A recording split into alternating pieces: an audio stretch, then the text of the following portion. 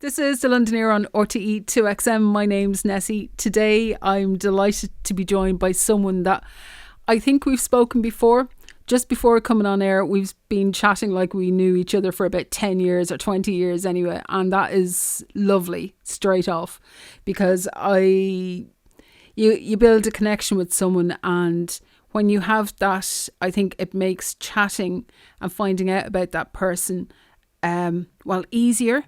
And also it means that I know that I'm going to try and get the best out of me and the best out of that person for you, our lovely listeners here on the London Ear.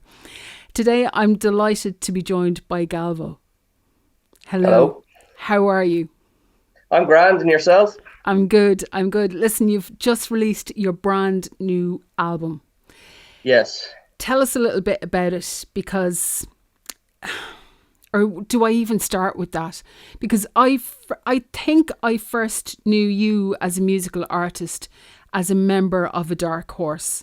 That's my band. I don't really. We're in a kind of not a hiatus. It's just there's a lot of other things happening in the lad's life. We have an album that's we recorded an album. It's there, ready to be mixed. It's just when are we going to get around to it? And that EP was a very shocking surprise of how well it was received everywhere.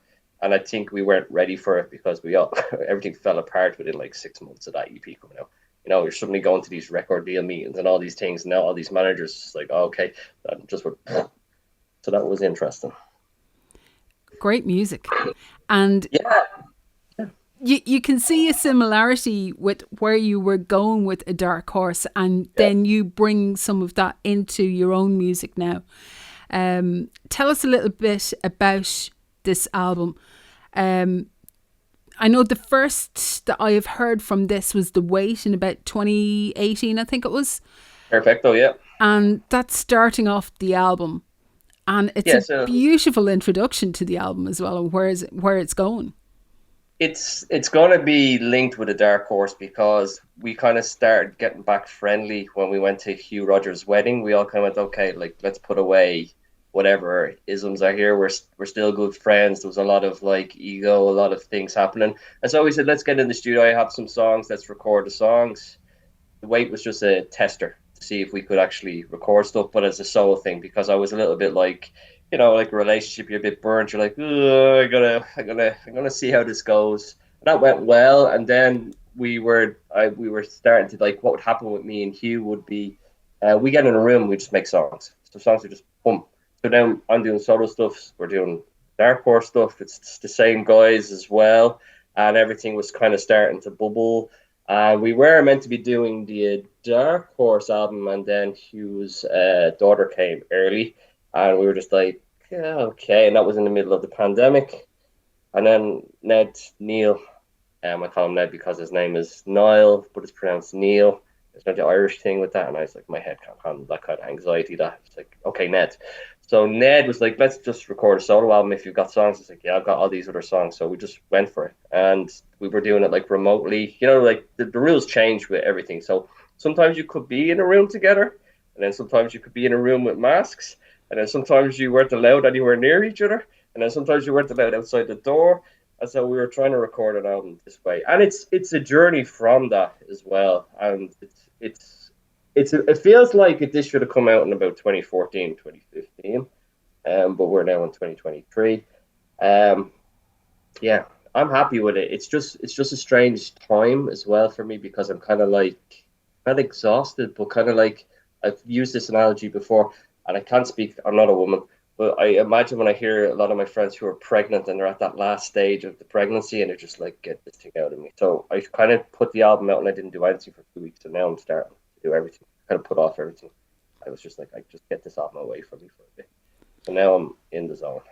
So if this is like, this really seems to have been like, I don't want to say a compilation, but a gathering together of thoughts and ideas since A Dark Horse.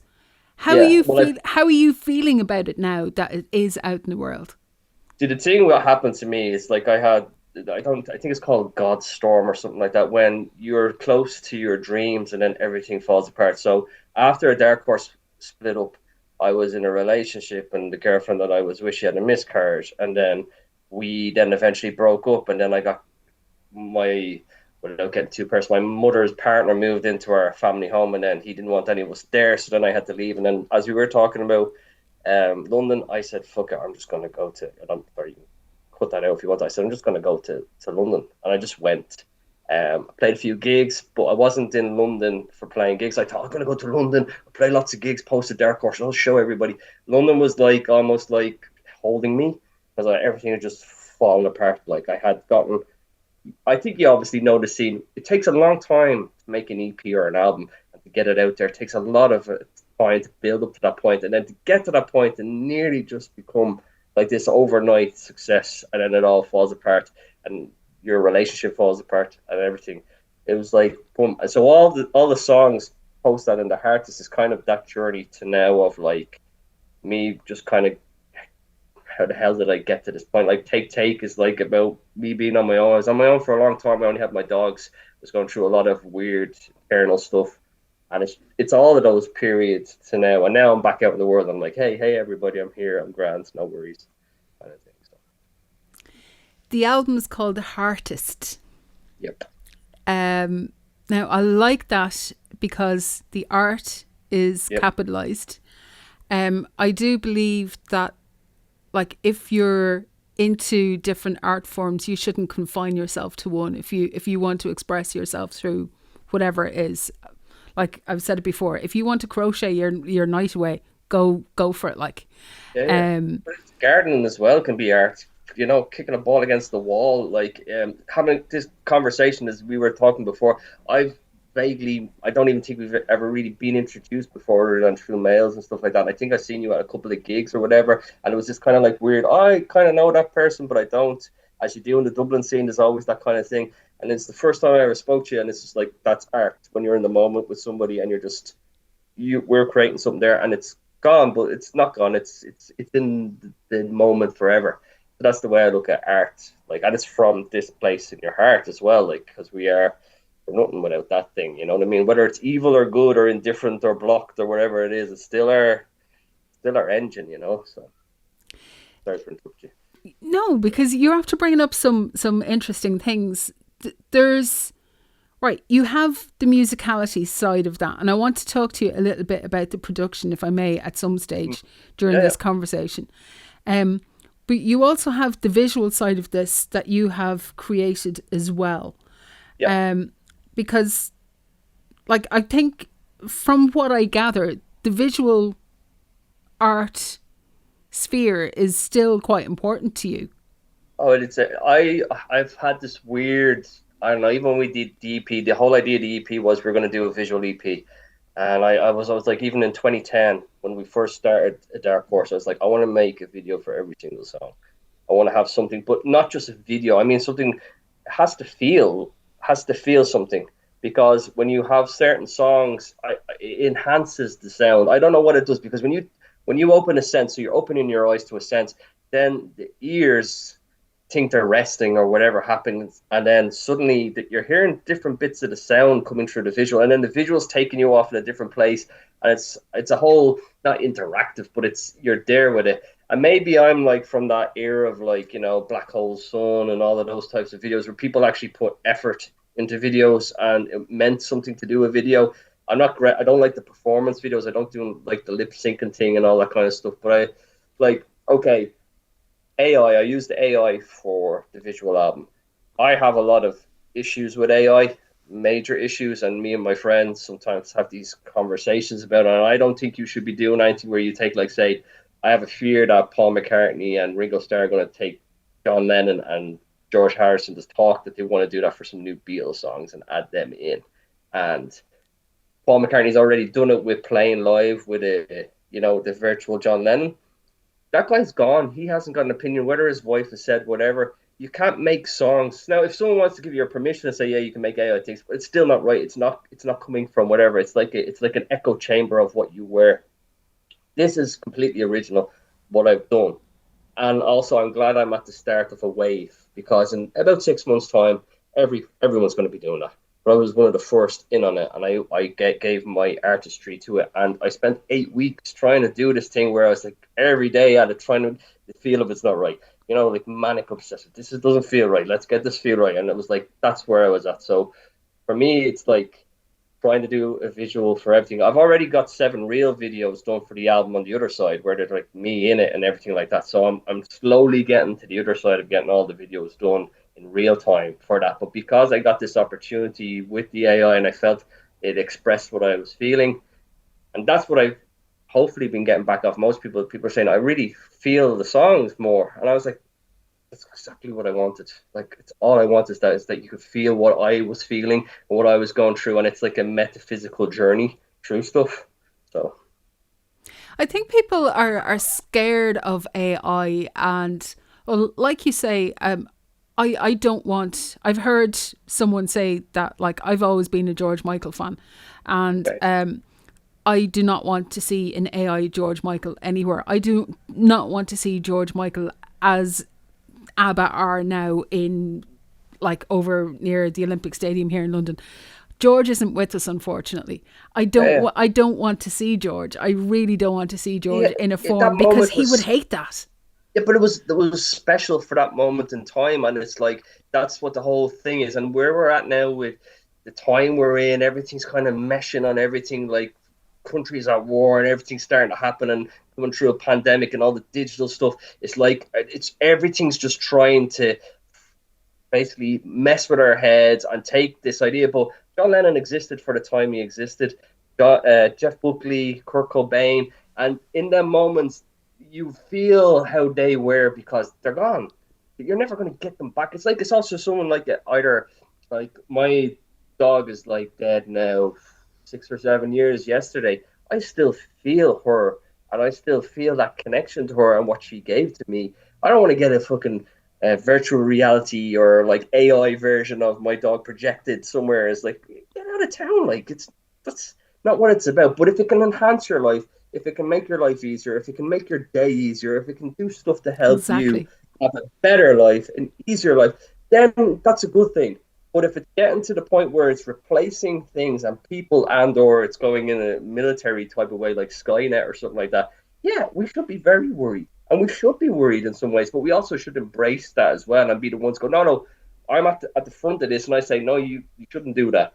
Like, so maybe I'm not an authority, but I'm the first guy I think that's done a visual album all the way from start to finish. So I can say, like, yeah, you should be doing only original work with AI. That's what I believe. So maybe I'm wrong. I don't know. What were the biggest obstacles that you found when you were trying to do that? Because people think that AI is just chat GPT and you put your stuff in and out it pops.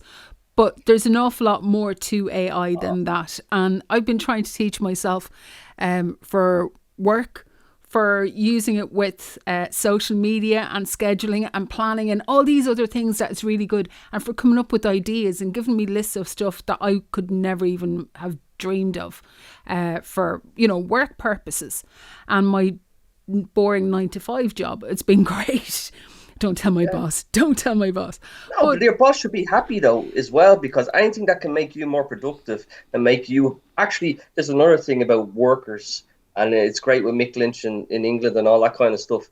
Is that if your workers or people who are underneath you are feeling recognized and heard and have a little bit more free time and can squeeze, you're going to get better work. You're going to have happier people. You're going to get people staying longer in jobs than they would ever stay before. And that's the thing I don't think people get because everything becomes numbers and ideas and ways to take advantage.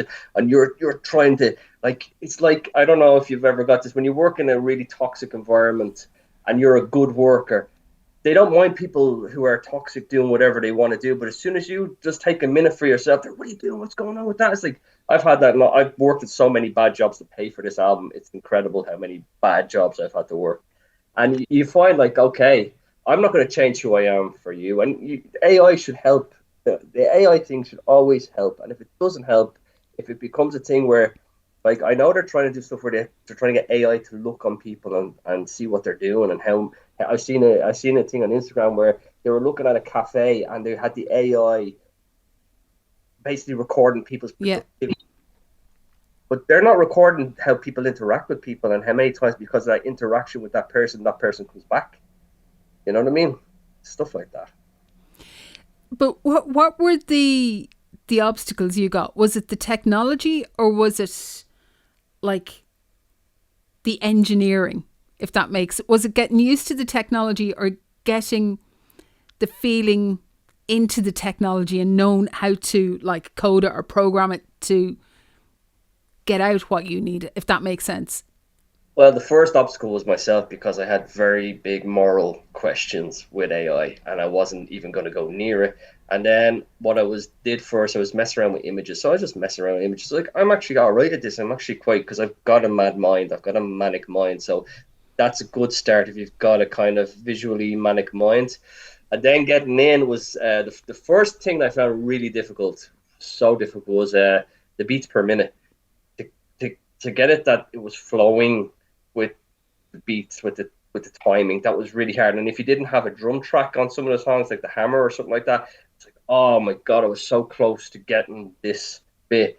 Now, I did do some things where I chop it up and I put it into Adobe and do it that way. But then I was like, no, I don't want to do that. So what I started getting to, I was starting to find out how how you speak to the machine and how the machine speaks back to you because it's a reflection of yourself. And you start to realize there's certain prompts and certain ways and certain timelines that it really, really likes and stuff like that. So, like, I didn't realize this and everyone's going to rob this now, but for some reason, the programs that I use, if I put the word in with it clipped, it would do amazing things. And I was like, oh, okay. So I started to know all of those things, but they were all things that I was interested in, and I wanted to have a metaphysical journey through the whole thing because the album is a metaphysical journey to becoming what I feel is the HeARTist, that like I'm living through my heart. I'm making art through my heart. It's all about this moment and these times. And then the next thing was getting the flow from start to finish.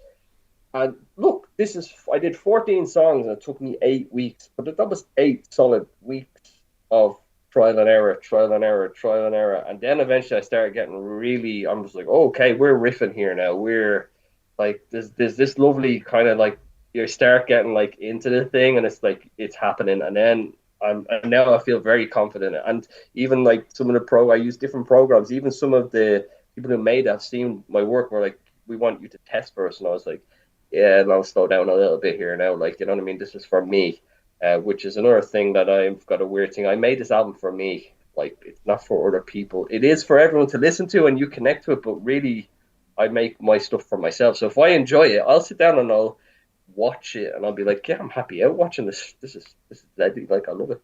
But And that's where I was. you have to make your art for you, because if it's not for you, like you're not gonna you're gonna get fed up of it. You're gonna just get like it's just gonna be some other fad that you throw in the corner. Like, Yeah, but that's the thing with the difference between artists and performers in some ways. You got some people that can, I don't mean to be mean, but there's a lot of shiny crap out there. Like you talked about George Michael, yeah? George Michael was a real artist. Like and he was a phenomenal singer, but he felt things. If you listen to his interviews and how he talked about things, you knew that he was the real deal. But at the start, you would never have known that with Wham. You know what I mean? You would never have known that about it. It's the same thing with the Beatles at the start. You would never really fully known what the Beatles were, but their souls came out as they went through their progression in their life and went through their changes and started accepting things. And then you've got other people that's like music today, and I think it's our fault for all the piracy and downloading illegally, is that they don't invest in artists anymore. They just get people who can sing really well. We'll get a production team around them, and everyone kind of sounds the same. And I really didn't want that with the album. I was like, there's some things where I'm playing piano and it's like, ooh, this is not perfect. But I was like, you know what? It's the feel. And that was my whole thing from the beginning to the end, because sometimes with a dark horse, not that they do auto tuning and all that stuff in the band, but they have these really high standards, which is great. But at the same time, sometimes you're like, yeah, I don't need to do this in the solo. I can just allow this to be my stuff and my way. And I found that was a really refreshing thing. Like that was really refreshing. Like my voice breaks, it's out of tune a little bit, grand. It is what it is, and that's what I wanted. I didn't want it to sound perfect. I'm not perfect at all. I'm flawed, and I'm not a brilliant, but I'm like John O'Shea of kind of like artistry. I can do a bit of everything quite well. You know, if you need me to go on goals, I'll go on goals. that leads me on, not the goalkeeping, but it leads me on to the production and the album, because one of the things I really, really liked, there's something that reminds me of Don't Ask Me Why, Smashing Pumpkins from this when I was listening to it. And the double tracking on your voice, I just love it. Me too. I like how my voice sounds double tracked. I like how my voice sounds normal tracked as well. But yeah, and the weird thing about that, I was mad into like Nirvana and Soundgarden growing up. I wasn't really into Smashing Pumpkins. I didn't really like his voice. And then as I started singing more, I'm probably in that range. Like my voice is very like his, and not his is American, mine is whatever. Um, but yeah, I like that, and I like layers. I love layers because I think with layers, different sounds start coming out. And then also the good thing about layers is that you can pull back the layers for a more intimate moment. So you get this dynamic thing with the production where you're like, okay, we can put a few layers here. Also, I can sing very high, so a lot of flags that I get or like put downs like, oh, who's that girl singing? Who's that? And I'm like, all right, here we go again. Like I don't really mind. It's my voice. It is what it is. But it also allows me to hit a difference. Like in maybe the back and singing on it is like you could say that's a different tone and a different thing because I can hit them notes.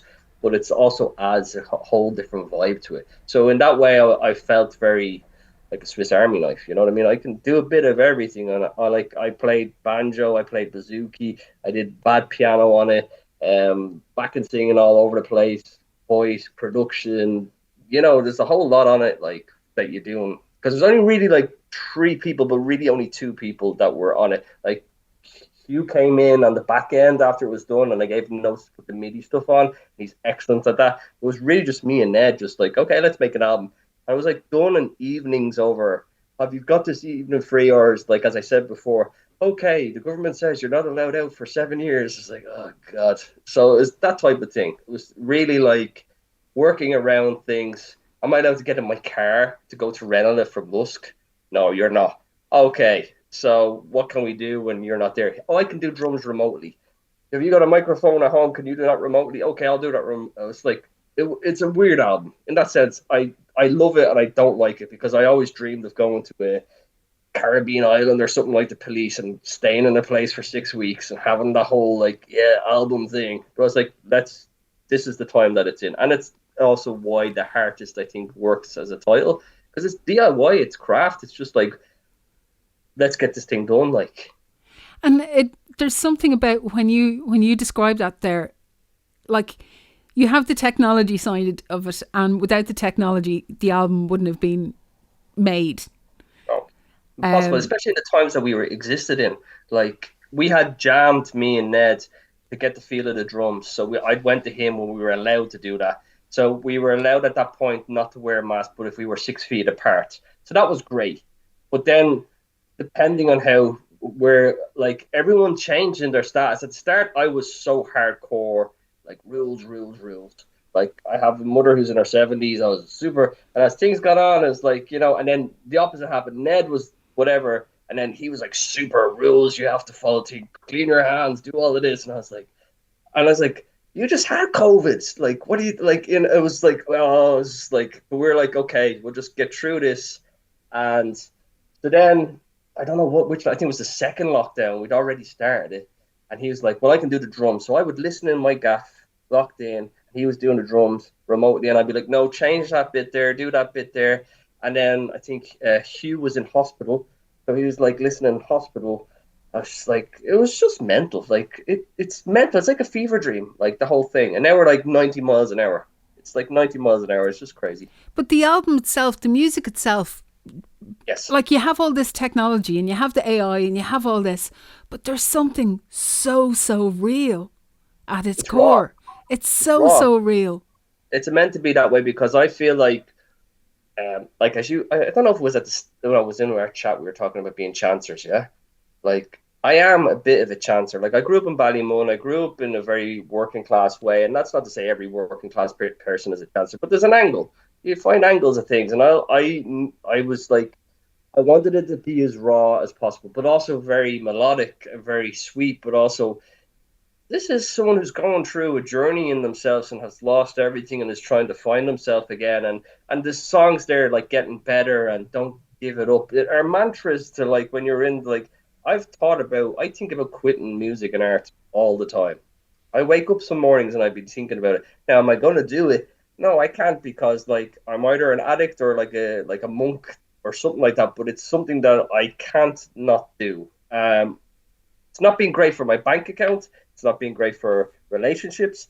It's not being great for freedom of movement because when you don't have the cash, you can't really go places and do stuff like that. It's also not being great because I speak my mind, and sometimes I don't know if you remember Ireland, but if you speak your mind too much here about certain people, doors close on you very, very quickly. And I like speaking out about stuff like, and I get my bandmates warning me, telling me, "Don't say that." Don't. I was like, "But you have been just talking about this all the time, moaning. Why can't I not say that?" So I should stop that voice going out, but I can't because I come from trade unionists. My mom's a trade unionist. My granddad's a trade unionist. I've created trade unions in every bleeding job I've been in. So yeah, mad times. Where does this go from here? Because it does feel like I think it's on your Spotify or something that you have that Galvo, and this album is your latest incarnation or your last incarnation or whatever. My life is my last this one because when I was a kid, I remember saying to my mom when I was about two or something. I said to my, "This is my last life," and she's like, "What are you talking about?" I used to say mad stuff like that all the time, but I always remember going like, "This is my." I used to have these like vivid dreams about being Vikings and stuff like that, and all these things. Um, this is the last one. If there, and then you said it earlier as well. We've only got one life before. We had a whole cool conversation before this conversation, and that's how I believe. It's like that's what I was saying about being a monk or whatever. There's times where I want to have the family and the thing and all those things, but I chose art and I chose this path, and it's not the rock and roll thing that I felt it was when I was in my twenties. When I was, I'm on not that's I'm the other side of that. Well, the other side of that. But But yeah, no, but the when next you're in your 20s, whoops, sorry, but when you're in your 20s, you have an idealistic version of what that is. As you get older, like if someone told me that like in my 20s, oh, you'd be on the radio on 2XM on RTE and you'd be doing it every week, and I would have been like, I'm not saying I am not grateful for this platform because I really am, but I would have been, wow, that's life made. As I grow older, I know that that's one aspect of my life, but I wouldn't be able to do this if I didn't have the experiences of everything else in my life either. yeah, yeah. And it takes everything to come together to create what it is, what you are, and your expectations of what it is. You find out what makes you the person Yeah. you are and what drives you on and what makes you want to get up in the morning. But you find out the hard way though as well. Oh You know what I God, mean? yeah. It's not when you're there past and you've gone to the other side and things don't matter to you, like where you don't care what anyone says about you, talks about you, or spread rumors about you, does all that's just on that surface level. Like I love that this age for that. I don't care. I don't really I don't care what care you say. anymore.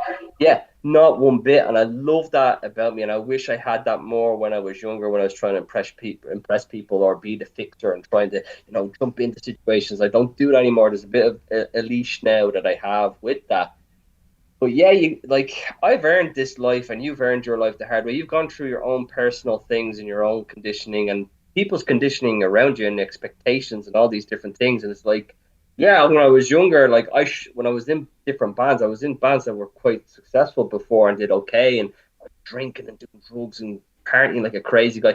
Total cliched, complete like dreadlocks, the whole thing, going for it and loving life, but also hating life and also, depressed, but high and low and manic and all of those things. And now I'm kind of like, okay, this might not make any money. I've taken out a lot of money. I've worked very hard for it, but now I've got to go out on the road with it. I've got to like November onwards. I've got to get out on the road. I've got to start playing gigs. I've just got to go. And if people want to join me on that journey, great. If no one wants to join me on that journey, no bother. But I have to get out and get moving and get out of Ireland as well, because as much as I love Ireland and I'm very Irish and I support that, it's a tough place there's not always the door open. There's not always that welcoming thing that happens. And I know we're speaking on an Irish thing in a sense, but it's also not as well. And it's an individual thing. And I found that's been a strange thing for me in that sense.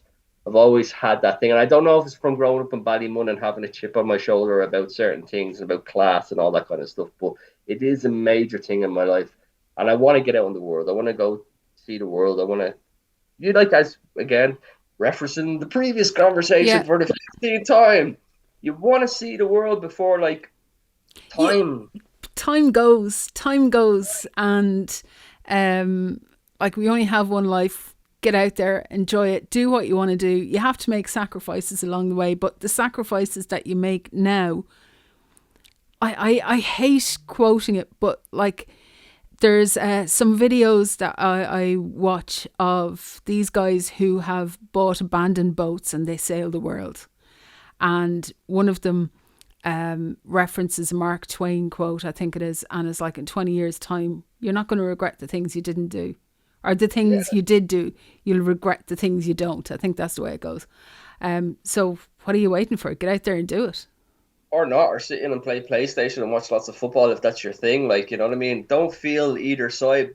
I find that's like, because we're also in that Instagram age of social media where there's a load of, you think that's what these people are doing. And until you meet them, maybe they are doing that. But I've met a lot of people I thought, okay, you're living that free life going around, but they're like when you research their history, they're all from like, and there's nothing against this, but they're all from rich backgrounds who Yeah. like they don't have that fear of their fear is like, oh, I can't afford to get all these clothes and things this weekend or whatever, or go out. It's like my fear is I don't know if I can afford my bills or to put food on the table. Like, and like that was another thing with like when you go into the acting music world, you start meeting people who are have all the doors open and it's like have all the safety nets. And like I remember one time when we were doing hosted Dark Horse, we were going down to meet like different various record companies, BMG and all. I couldn't afford the bus.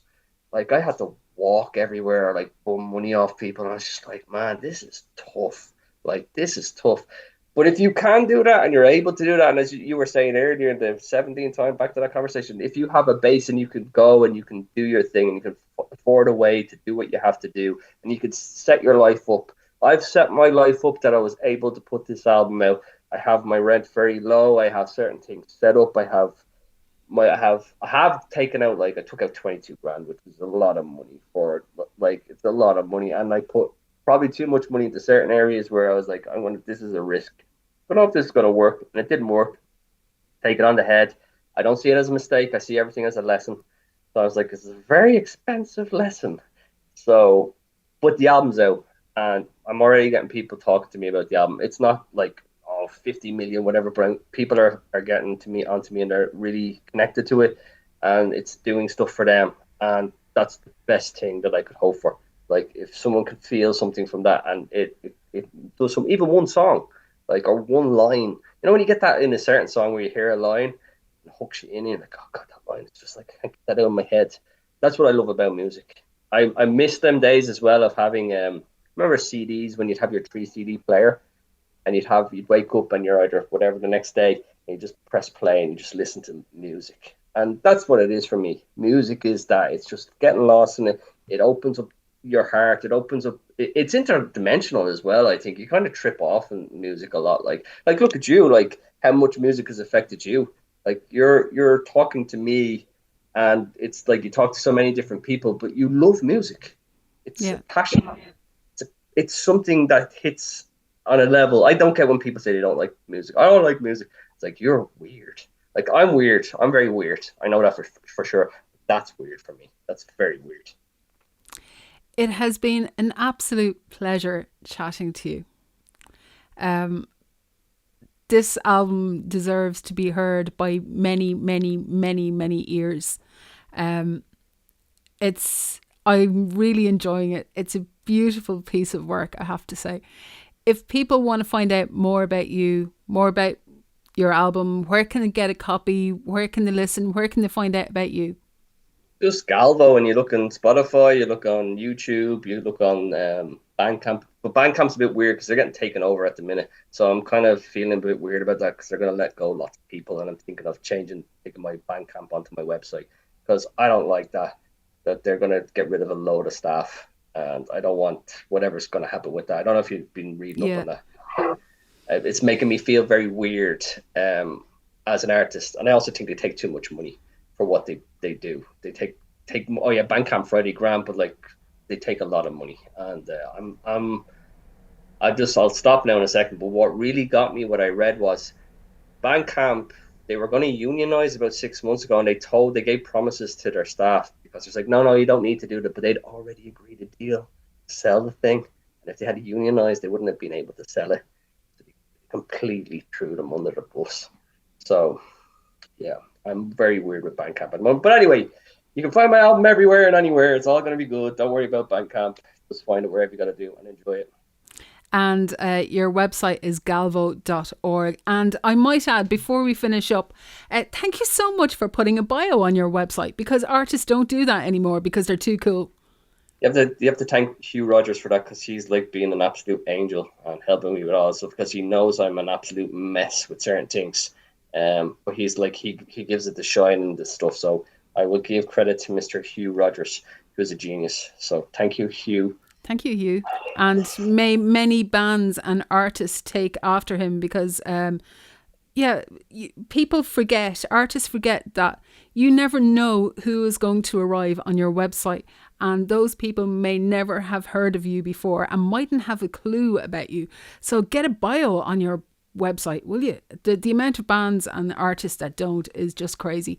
I'll say one last thing about websites.